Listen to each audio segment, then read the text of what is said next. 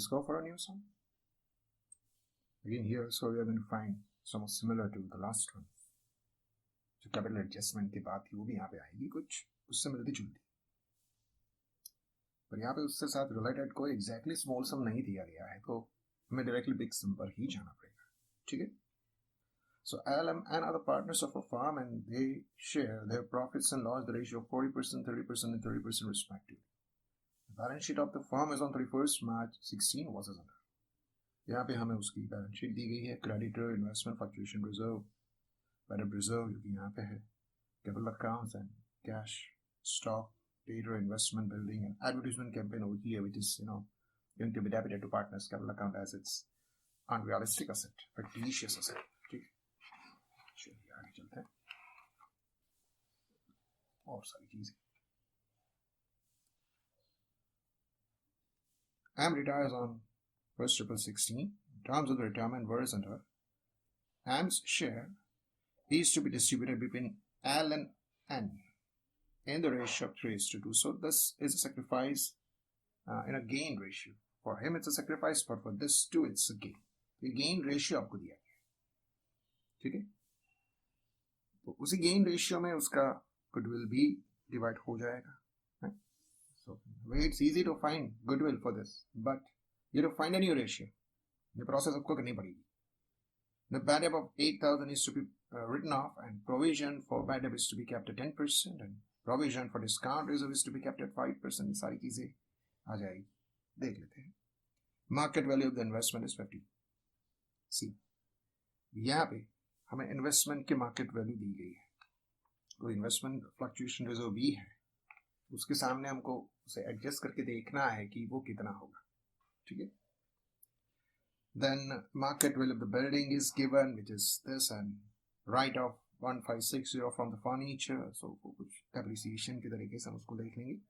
And capital of L and N is to be kept in the new P&L ratio, right? And all the necessary adjustments to be made through their current account. तभी उसको अपनी capital नए ratio में adjust करनी है. Total capital कितनी है ये नहीं बोला है, माने जो भी कैपिटल उनकी बचती है वही रहेगी. Nothing like a new capital.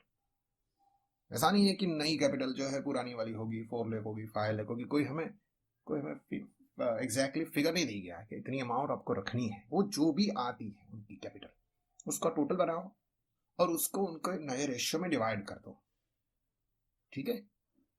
So you are not given a fixed amount of capital to be kept, but you are told the fixed proportion in which you have to keep it. ये आपको दिया है. Right? The value of the goodwill of the firm is 50 and accepts creditor of 5,500 to pay. ठीक है. सबसे पहले हमें क्या करना पड़ेगा, इस पर्टिकुलर सम में हमें कुछ कैलकुलेशंस करने पड़ेंगे. राइट, और वो होंगे calculations of related to goodwill. Goodwill किसकी कितनी, और दूसरी बात नया रेशियो कौन सा होगा, क्योंकि ये जो कैपिटल आपको रखनी है that's gonna be kept in the new ratio. So that new ratio also requires to be find out. ठीक है, तो वो 2-3 चीजें हम पहले कर लेते हैं, फिर हम सम को स्टार्ट करेंगे और आखिर में जो कैलकुलेशंस रहेगा उसको भी हम करेंगे. ठीक, चलिए. तो हमें दिया गया है कि old ratio, old share of the partner जो भी है उनका, it's L, M and N. The old is 4, 3 and 3. Right? It's 4 by 10, 3 by 10 and 3 by 10. अब M retires. M जो अपना हिस्सा है, right, वो इन दोनों की फेवर में ट्रांसफर करता है. That's in the ratio of between L and N 3:2. 3 by 5, 2 by 5. This will be gain of both. ठीक है, तो 2 चीजें हैं, इसी रेशियो में डायरेक्ट गुडविल जाएगी. सबसे पहली बात. दूसरी बात ये है कि इस तरीके से अगर करेंगे, इसका 3 by 5, इसका 2 by 5, तो कितना मिलेगा. So let's find out their gain properly. Gain कितना जाएगा. ये जो है हमारा, ये है गेन रेशियो. अब हम गेन एक्चुअली फाइंड करें तो वो कितना रहेगा. is 3/10 into 3/5. इस तरीके से जाएगा, ठीक है. So that's can be said as 9/50, right? वैसे ही यहीं पे भी जाएगा, it's 3/10 into 2/5. तो ये जाएगा 6/50, राइट. तो ये हो जाएगा gain of L and N. Properly ये गेन होगा. तो इसका न्यू शेयर क्या रहेगा? The new share is gonna be their old share plus gain. L जो है उसका न्यू शेयर, उसका ओल्ड शेयर था 4/10, उसमें हम 9/50 को ऐड करेंगे, राइट. अभी इसको 10 को 50 के लेवल पे अगर हमें लेके आना है, to be multiplied by 5. So as with this, it's gonna be 20/50 plus 9/50 is equal to 29/50 is gonna be new share. Same way with N. उसका ओल्ड शेयर था 3/10 और उसमें से 6/50 जो उसका गेन है उसको हमने ऐड किया. उसको भी उसी तरीके से जाएंगे, multiplied by 5 comes to 15/50 plus 6/50. ये जो है वही. अब इसका टोटल करेंगे, कम्स टू 21/50. तो दोनों का अगर हम न्यू शेयर देखें, new share of L and N, it's gonna be 29/21.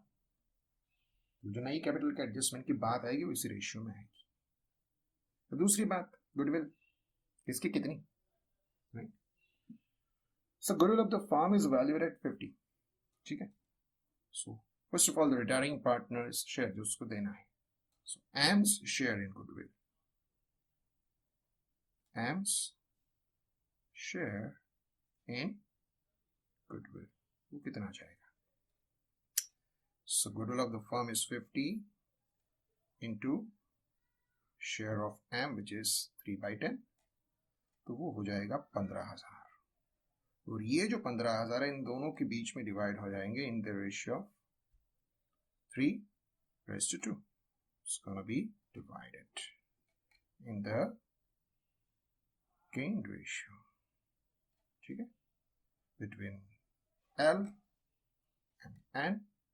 It's 3/2. 15 को इस तरीके से अपन डिवाइड करेंगे, so 15 into 3/5 वो हो जाएगा 9,000. and the same 15 into 2/5 हो जाएगा 6,000, ठीक है. So these things are going to be debited into their capital account and this is going to be credited in capital account of M. This is the way we have completed the basic task of calculation. अभी आखिर में कुछ और भी calculations आएंगी related to this adjustment of capital and all that, लेकिन वो बाद में देखेंगे, एंड में देखेंगे, ठीक है. तो इस वक्त हम ये जो कैलकुलेशन जो हमने कंप्लीट कर ली उसको अप्लाई करेंगे उसके अकाउंट्स के अंदर, ठीक है, जहां भी जो जरूरत है उसके हिसाब से. चलिए तो अभी शुरू करते हैं इस सम को. तो सबसे पहले as usual you have to begin with your opening balances. उसी से शुरू करते हैं. पार्टनर्स की जो ओपनिंग बैलेंस है जो दी गई है, by balance down LMN it's 181 and 90. It's 1,80,000 and it's 1,00,000. It's 90,000. Right? It's the first. अब स्टेप बाय स्टेप जो चीजें हैं अगर हम क्वेश्चन में देखें, राइट, तो हमें कौन कौन से रिजर्व्स मिल रहे हैं उसे देखते हैं. तो सबसे पहले हमें मिला investment fluctuation reserve, that's going to be applied when we go for the adjustment of investment. फिर लास्ट में असेट साइड मिला है advertisement campaign expenditure which is unrealistic asset. इसको हमें एज यूजुअल क्लोज करना है, ठीक है. तो वो जो टोटल अमाउंट इसमें हमें दी गई है which is 20,000 and That's going to be divided in the old ratio 4:3:3. So just like a goodwill, you'll close it over here. So right over here, to advertisement campaign expense account, 20 को 4:3:3 में divide करेंगे, it's gonna be 8,000, 6,000 and 6,000 respectively. ये हमने कर दिया, ठीक है। दूसरी इंपॉर्टेंट चीज जो हमने अभी कैलकुलेट की, that is related to goodwill. Goodwill का जो हमने अभी भी कैलकुलेशन देखा, उसमें क्या बात थी हमारे पास, M is retiring, it should be credited by 15 and these two are gaining, so they should be debited by 9 and 6 respectively. तो इन चीज की जो बात है हमें वो भी कंप्लीट करनी है, ठीक। So let's note down that also, right? Okay. So partner के कैपिटल अकाउंट को हम देखें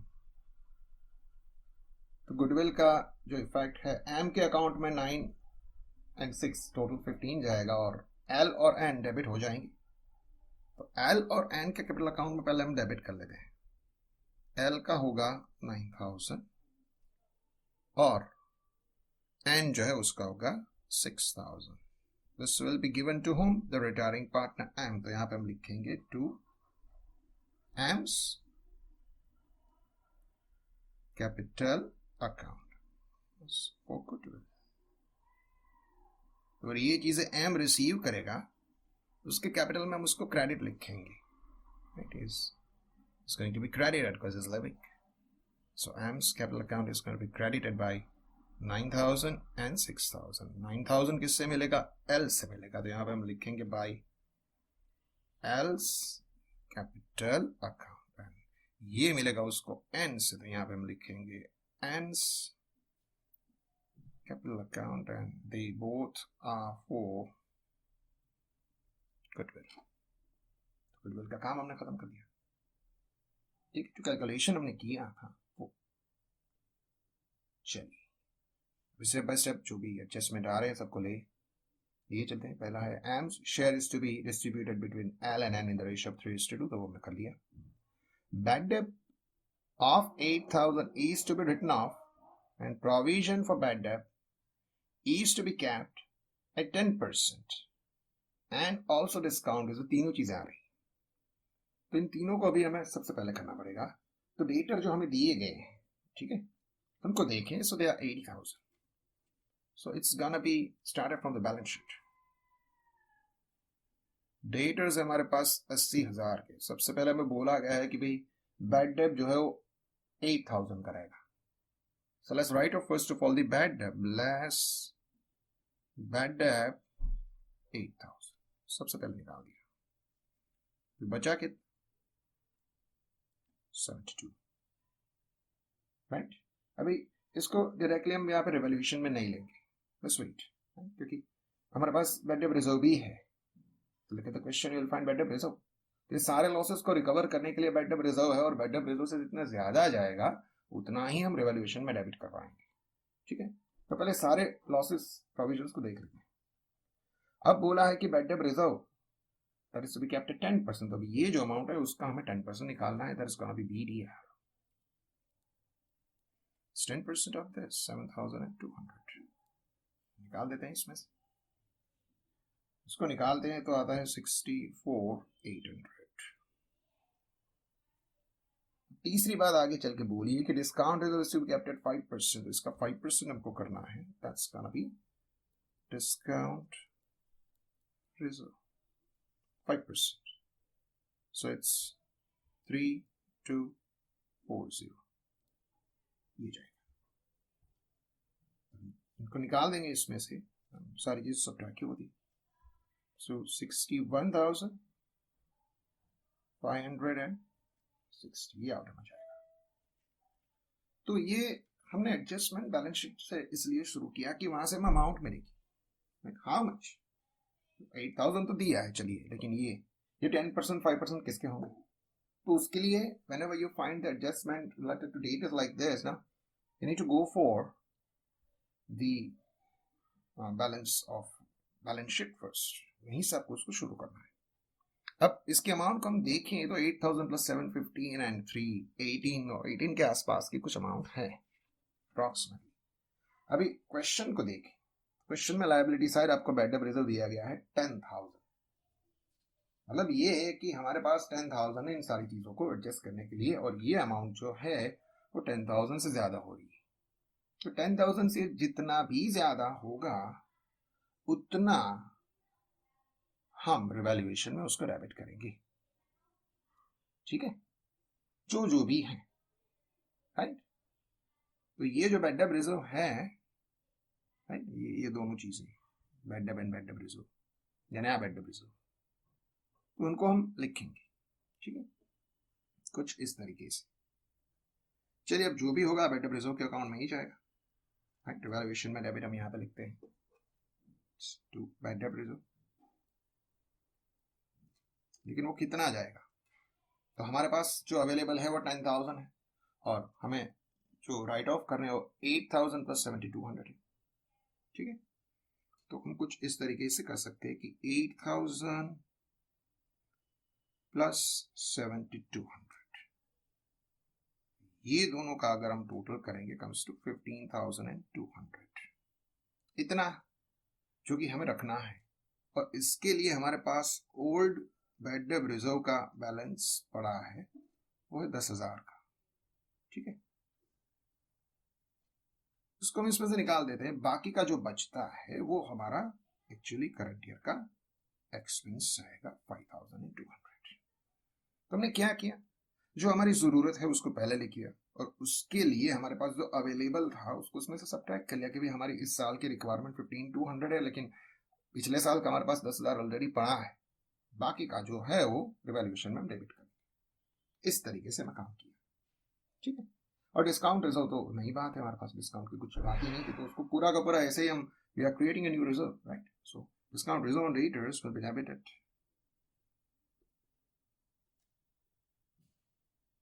You open a new account. It's discount reserve on daters 3240. ठीक, तो ये बात हमने खत्म कर ली। Adjustment number 2, then we are given that the market value of investment is 50. तो आपको देखना है कि ओरिजिनली इन्वेस्टमेंट कितने के हैं। तो इन्वेस्टमेंट है हमारे पास 60,000 की, और उसकी वैल्यू जो है वो कम हो गई, दैट केम टू 50, राइट। तो लिख लेते हैं उसकी न्यू वैल्यू इज 50, इन्वेस्टमेंट 50। तो 10,000 का जो डिक्रीज आया, कम हुई, उसके लिए हम सबसे पहले यूटिलाइज करेंगे हमारे पास जो इन्वेस्टमेंट फ्लक्चुएशन रिजर्व की बैलेंस है उसको। तो बैलेंस हमारे पास पड़ी है 15 की, ये जो कटौती आई है वो 10,000 की है। 60 में से 50 हुआ तो वो 10,000 हम रिकवर किस में से करेंगे? एज यूजुअल रिजर्व में से। जहाँ पे बैड डेट रिजर्व था तो उसमें से हमने रिकवर किया। वैसे इन्वेस्टमेंट फ्लक्चुएशन रिजर्व है वो उसी के लिए है कि अगर इन्वेस्टमेंट के रेट में कोई कम ज्यादा होता है, स्पेशली कम होता है, तो उसमें से हम उसको रिकवर करते हैं, और बाकी का जो होता है वो पार्टनर में डिवाइड करते हैं। तो 15,000 हमारे पास थे, 10,000 एब्सॉर्ब कर लिए, बचे 5,000। वो 5,000 हम पार्टनर में डिवाइड कर देंगे उनके ओल्ड रेशियो में। यहां पे हम लिखेंगे इन्वेस्टमेंट फ्लक्चुएशन रिजर्व, वो 5,000 ही है जिसको हम पार्टनर्स में डिवाइड करें the ratio of 4, 3 and 3, so that comes to 2,000, 1,500, 1,500 like this। इस तरीके से हमने 5,000 जो पार्टनर में डिवाइड कर दी। ठीक है, so it is such a kind of reserve that may turn into an open reserve in availability। फिर आगे बढ़ते हैं। The market value of building is 250, right? तो बिल्डिंग जो हमारे पास दिया गया है उसकी वैल्यू है 220, और नई वैल्यू बन गई 250, so it's increased by 30। So let's run over here, it's building 250, 30 का इंक्रीमेंट है बड़ा, so that's the benefit should be created over here। It's gonna be by building account 30, 30,000 रुपए का बेनिफिट हमने क्रेडिट किया। ठीक है, Then we are told that the write off 1560 from the furniture. जो भी फर्नीचर हमारे पास है उसमें से 1560 हम निकाल देते हैं. It's a kind of like a depreciation written off. ठीक है. So furniture account, it's 1560 और वही 1560 हम फर्नीचर में यहाँ से निकाल देंगे और बाकी का जो बचता है उसको हम आउटर कॉलम में लिखते हैं. तो 30,000 में से अगर 1560 निकाल देते हैं तो बचता है 28440. ठीक है, इसको हम यहाँ पे लिख देते हैं. राइट.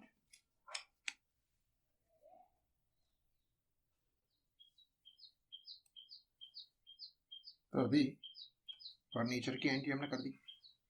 इन्वेस्टमेंट फ्लक्चुएशन रिजर्व का भी काम खत्म हो गया.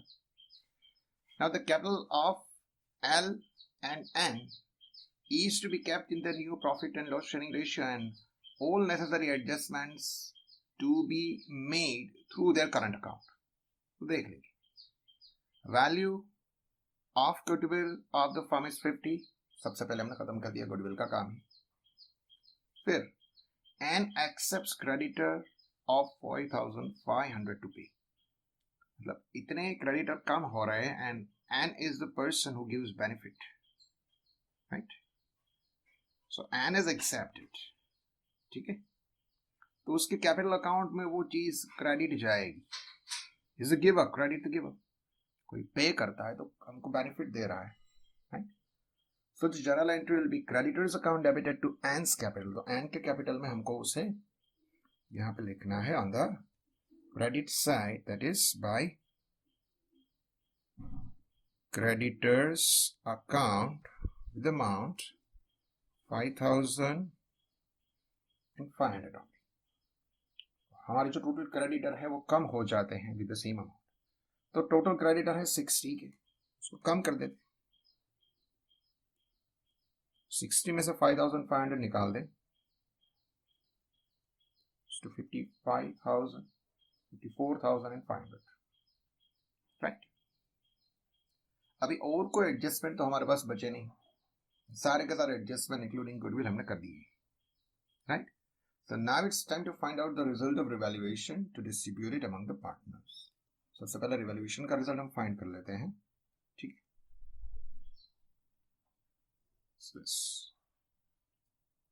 राइट. यहाँ पे 30,000 है, so bigger one. उसमें से चीजें हम निकाल देते हैं. ठीक है. उसको निकालने के बाद जो बचता है 200, 3240 and 1560, we are finding it's exactly 20,000, which is going to be divided among the partners in the old ratio as usual. Profit जो है वो 433 इस रेशियो में जाएगा. राइट. 433 में LMN बीच में उसको डिवाइड कर देते.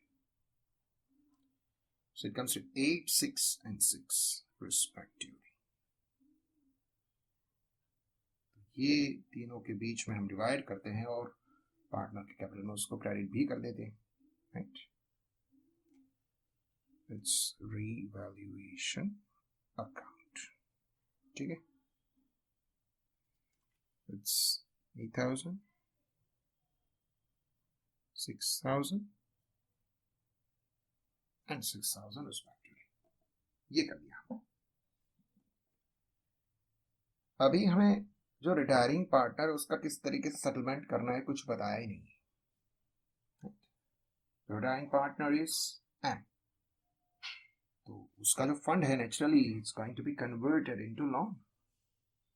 कोई इंफॉर्मेशन हमारे पास नहीं होती है as per Partnership Act in this particular chapter, it has to be by default converted into the loan of the partner.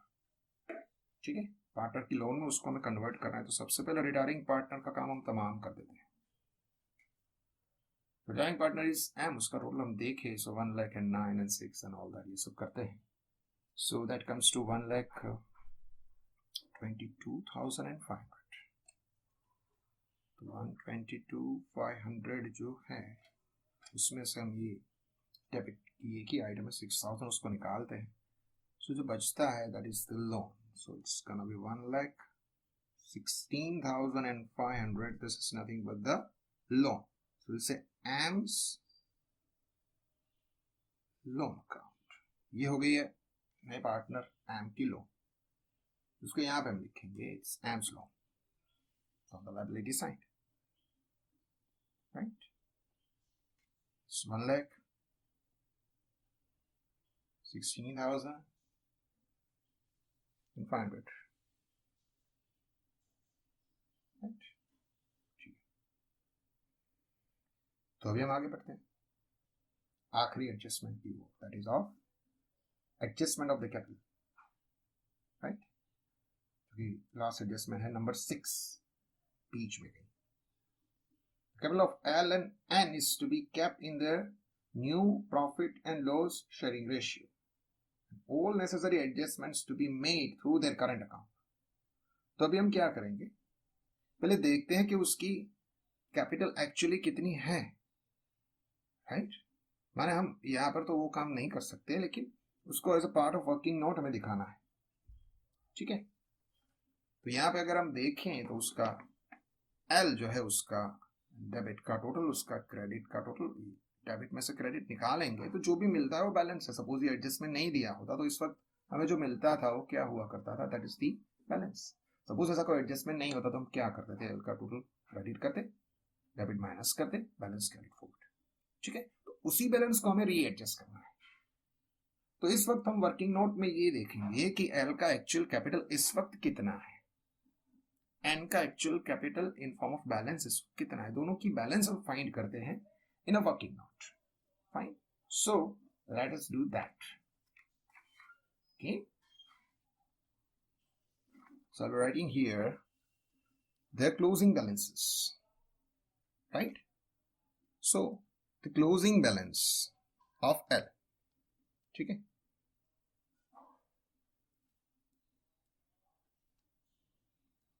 These are the actual. हम जो कर रहे हैं वो क्या है, उसकी एक्चुअल है. उसका क्रेडिट का टोटल कितना है तो हमने देखा दैट कम्स टू 190, और उसमें से उसका डेबिट टोटल हम अगर निकालें तो 17. तो एक्चुअली इस वक्त उनकी जो कैपिटल बनती है 173 is the actual capital of L. बिल्कुल उसी तरीके से closing balance of N, M तो रिटायर हो गया, तो उसका क्रेडिट का जो टोटल है दैट इज 1,03,000. उसमें से उसका डेबिट का टोटल 12,000 हम निकालेंगे तो उसका एक्चुअल बैलेंस हमको मिलता है दैट्स 91. ठीक है. So the total actual this total of actual capital balance, इसकी क्लोजिंग जो कैपिटल बैलेंस है उसका ये टोटल बनता है दैट इज 2,64,000 ये है. ठीक है. अभी हमको ये बोला गया है कि ये जो टोटल है हमें उसको नए रेशियो में डिवाइड करना है. Total will be the same, यही रहेगा, लेकिन वो उनके नए रेशियो में कन्वर्ट हो जाएगा. तो उसका नया रेशियो जो हमने फाइंड किया था वो यही है हमारे पास. This is to be divided in this ratio, right? So total to be kept in a new ratio, to be distributed in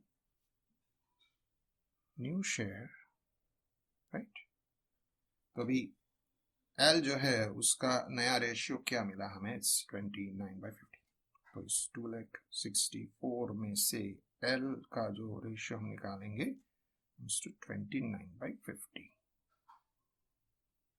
तो ऐसा हम करते हैं. So we are getting 1,53,120. This is gonna be the new capital. Same way with N, it's 2,64,000 into 21/50. ठीक है. तो वो बन जाएगा 1,10,880, ठीक है। तो ये हो जाएगी उनकी प्रपोज्ड क्लोजिंग कैपिटल, यानी उनकी क्लोजिंग कैपिटल होनी चाहिए। दिस शुड बी, ये है।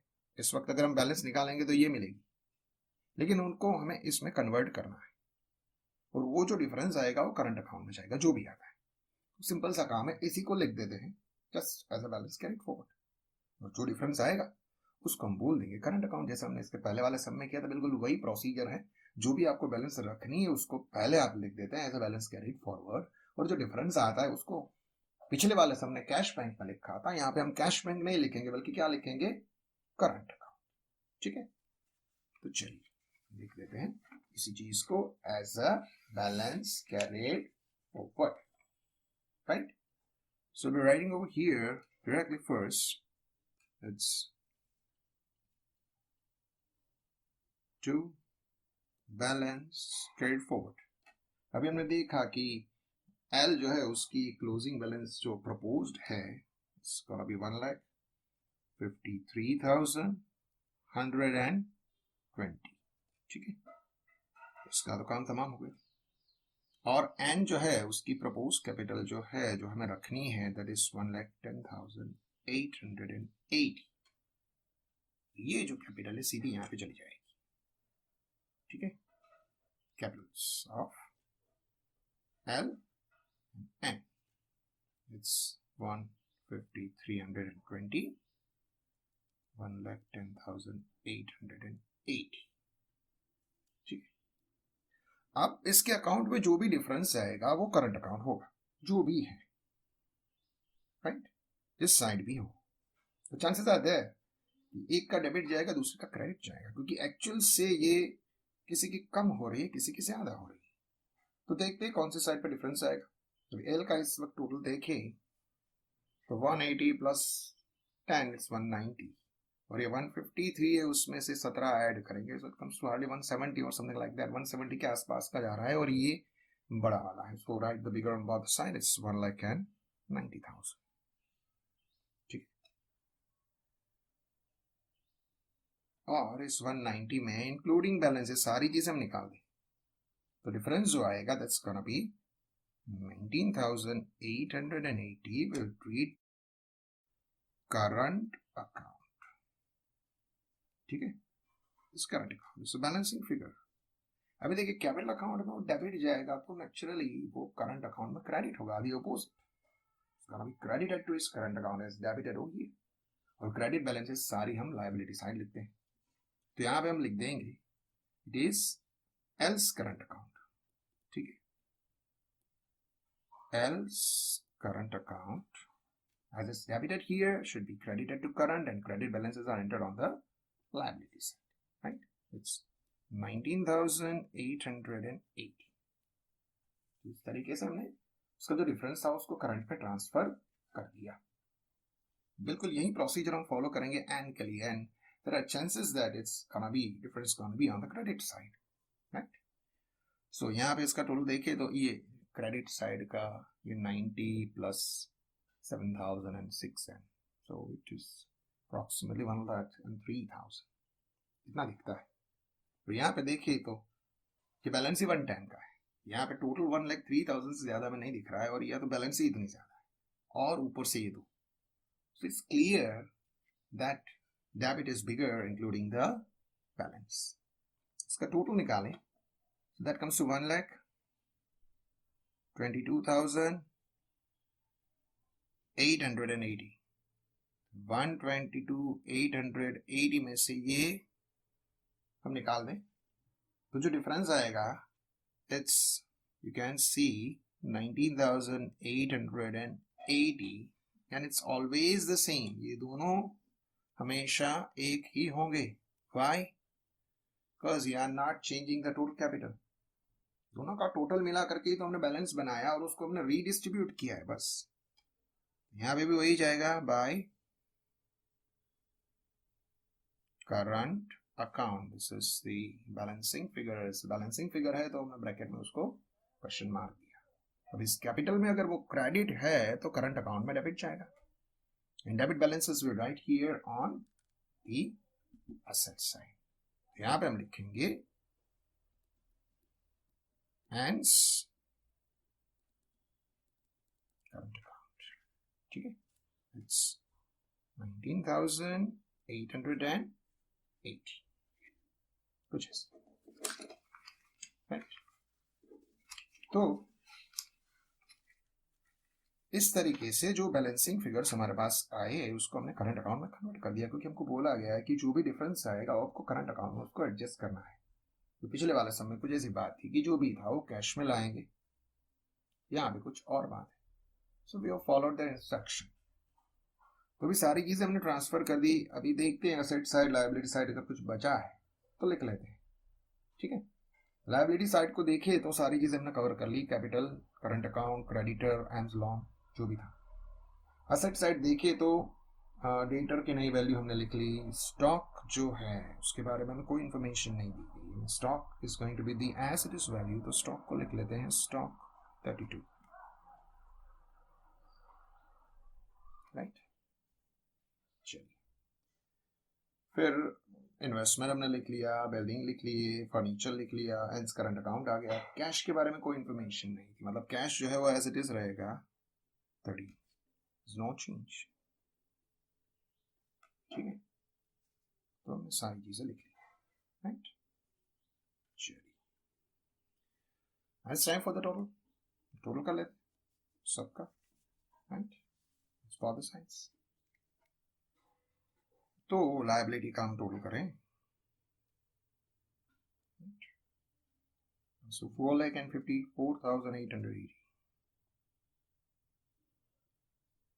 and naturally the same is gonna be here including this all items.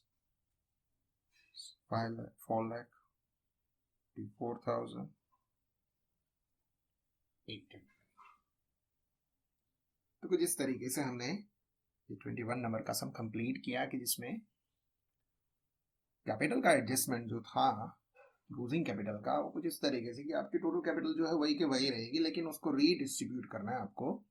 और रीडिस्ट्रीब्यूशन के लिए जो सहायता लेंगे वो आप करंट अकाउंट की लेंगे। You are going to take help of the current account for this. Fine, okay, thank you very much.